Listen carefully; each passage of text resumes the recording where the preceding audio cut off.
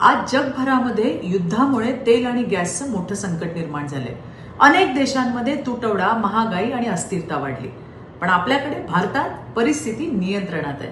कारण प्रधानमंत्री नरेंद्र मोदीजी यांचा आंतरराष्ट्रीय मुत्सद्दीपणा आणि योग्य वेळी घेतलेले निर्णय यामुळे या संकटाची झळ सामान्य नागरिकांपर्यंत पोहोचू दिली नाही. अशा कठीण काळातही मोदीजींनी देशाचा पुरवठा मजबूत ठेवला आणि म्हणूनच त्यांनी देशवासियांना गरजेपुरतंच तेल आणि गॅस वापरण्याचं आवाहन केलंय. हे कुठलं बंधन नाही आहे, तर देशहितासाठी केलेली जबाबदार सूचना आहे.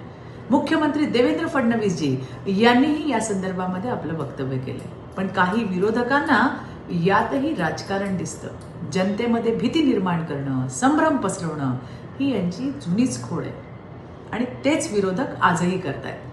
सत्य हे आहे की आज भारत स्थिर आहे, कारण देशाकडे नरेंद्र मोदींसारखं निर्णायक नेतृत्व आहे आणि सर्वात महत्त्वाचं म्हणजे देशाची जनता देखील देशहिताच्या प्रत्येक निर्णयामागे ठामपणे उभी आहे. धन्यवाद.